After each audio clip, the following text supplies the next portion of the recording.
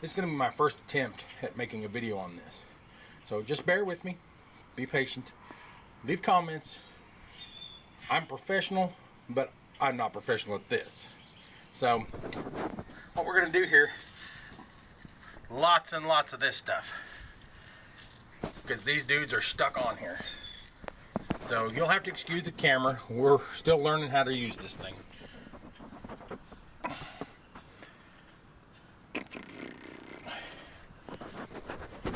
So I'm going to try to flip you around. Now the attempt is here to get this cotter key out. Last time I took it out, it came out pretty easy. Yeah, this one's not going to be bad either. In an organization, I always find that, see these old ice cream buckets? I mean, you see them at kids' parties, they work really great. I work in the dirt a lot, so anyways, taking these brakes off, we're gonna have to pause a minute and I'll show you after I get the brake shoe off and what I do to get it off. Now that you can see, this is pretty loose. I have the four-wheel drive locked in, of course. I'm gonna set you right here so you can see maybe what I'm doing here.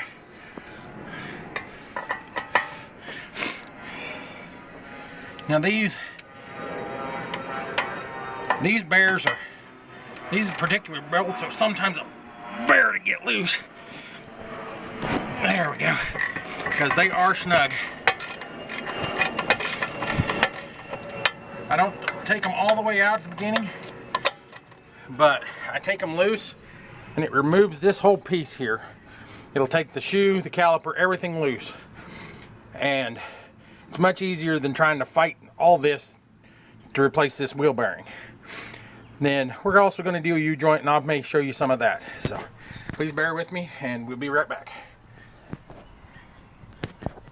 Alright, now that we have the shoe all loose, I'm sorry for the bad camera stuff, but it's really hard to hang on to you and do this at the same time. So alright, let's try this. Oh my goodness. Now, there's no reason to freak out badly. Set you back up here for a minute so I can show you what I do to secure this. I just take a piece of rope. It's no big deal. Take a piece of rope, tie it up here, and then snug it up. Just so it's not pulling a whole lot of pressure on the brake hose itself. And it seems to help us keep it out of the way, keep it from whacking you, because when they whack you, so I just tie it up there nice and neat. And of course you have to untangle this mess here and get the ABS loose. I do recommend taking the battery cable loose. Oh, you can't see nothing there. Stupid thing. It's hard to get you guys to sit here. So you just push in on this, and there's a little spot here. I'm gonna have to use a screwdriver on it.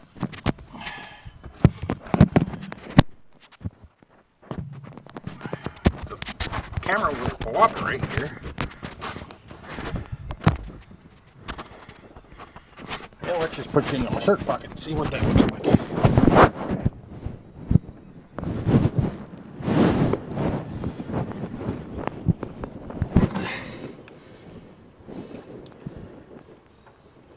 Push that in.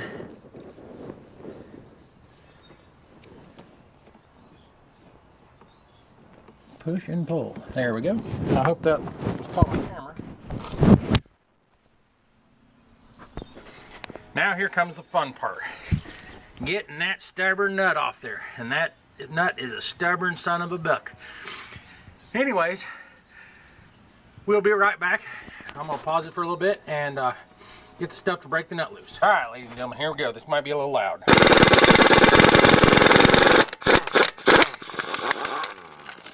Woohoo! We got her. One shot.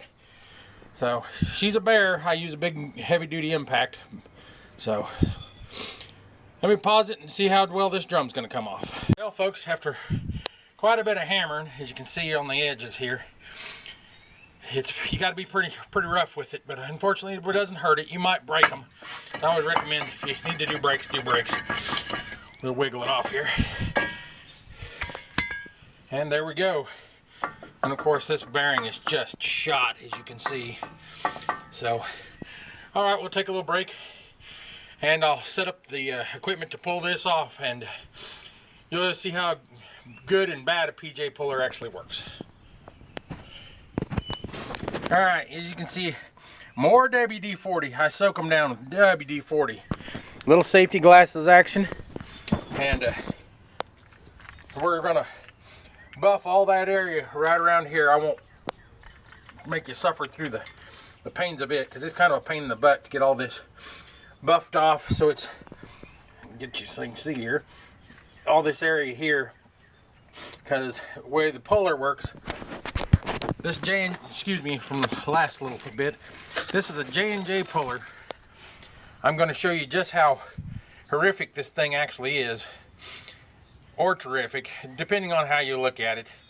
It's not the greatest thing in the world. So anyways, we'll take a short break. I'll buff off this and I'll get right back with you. Okay, now that we've kind of cleaned it up, that puller comes with this tool here. It'll take this top bolt out. Now I know this sensor's done because this wheel bearing's been bad for a couple weeks now. I've been running on it without a choice, with waiting on parts, and you know how it goes. Anyways, this is gonna be better. So we'll pause for a minute. There we go. Got it pulled out, and you got to kind of fish this thing out of here. I don't know how people ever work with gloves. You just fish her out of here. Of course, you can see I've got a new one of these. This one is definitely, come on camera, focus. This one has definitely had a bad day. It's probably junk. I can see bearing particles down in there. So, all right, we'll get back with you when I get the puller all hooked up. Oh yeah, one more thing. Don't forget to take these bolts out here. See them right here? This is the threads right there. I don't know if you'll be able to see. Right there is the bolt back there. It's just a 17 millimeter, or an 18 millimeter, excuse me, sorry. And once you get them babies out, you can pull them all the way out. It ain't gonna matter at this point. So a lot of guys say, oh, just back about halfway out. Nah, just pull them out there, get them out of there, get them out of your way. So we'll get back to you here in a minute. I'm gonna pull those and get the puller set up. Ladies and gentlemen, I'm learning kind of as I go here. I did the first one the hard way. This one I'm gonna try using impact on, see how it will come out. So anyways, I'll get right back with you. The long and short of it, this brush sucks. That's as good as I can get it, clean wise. You could scrub for days and never get shit done with this brush. I've tried to use that. It just won't hardly reach down in there. But let's get the puller hooked up, and then I'll video it just how well it does not pull shit off. Okay, ladies and gentlemen, J&J hub puller. As instructions state, tighten all this stuff up, and it's as tight as I can get it. So here we go. We're gonna see if we can pull it off now. Get the impact up here, and here we go. Sorry about the noise.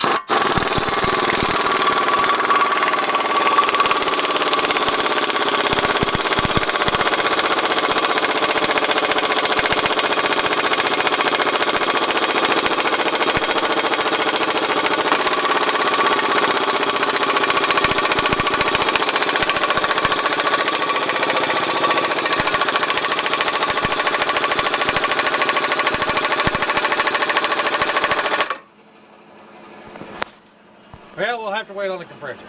Well, while we're waiting on the compressor, you can see how much I was pounding. And nothing seems to be moving at all. Let the compressors build up here a bit, and we'll get back to you. Right, here we go again.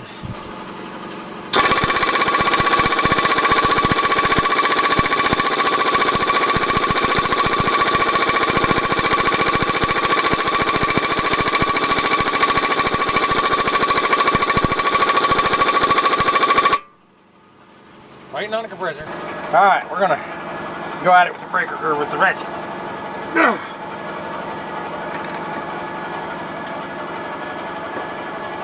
if I can kill myself here.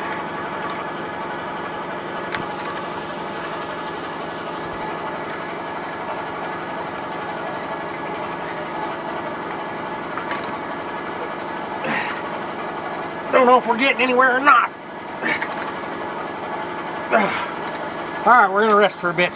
All right, here we go again.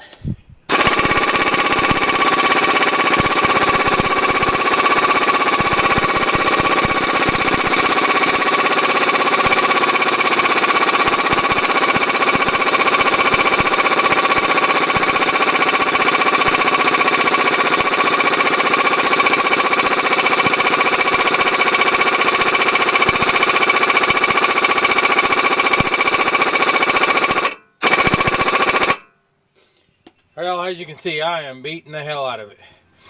Anyways, I'll come back and I'll show you the results of what I ended up with.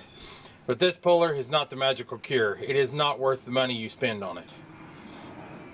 So I'll work at it here with a little bit off camera and see what my results will be.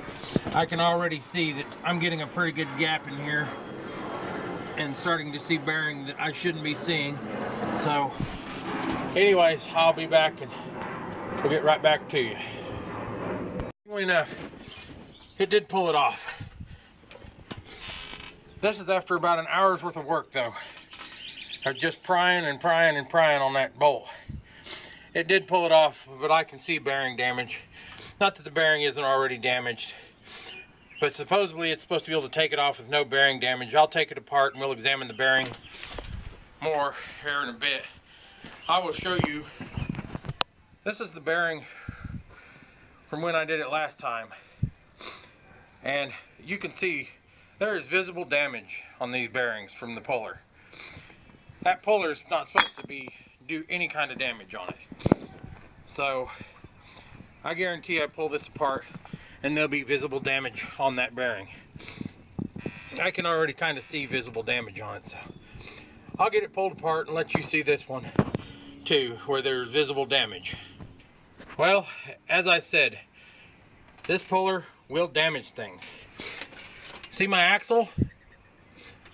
I don't know if the camera is not working very well, but that is a crack. That is a crack in the end of the axle stub, right there.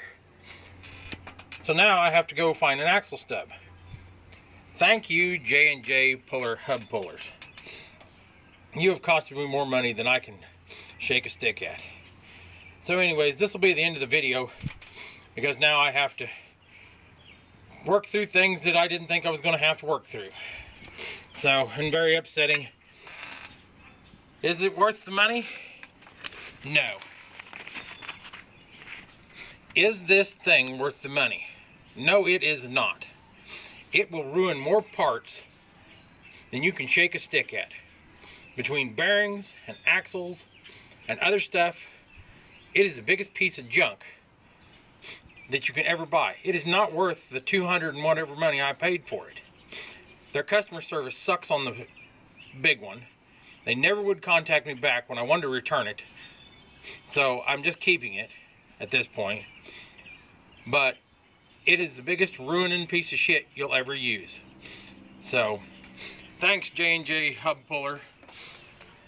I do not recommend them at all. It's ridiculous. Absolutely ridiculous. Anyways, this is the end of the video. There's other guys that are putting on hubs and stuff online, but do not use a J&J Hub Puller because it is not worth the money. Thank you. Bye.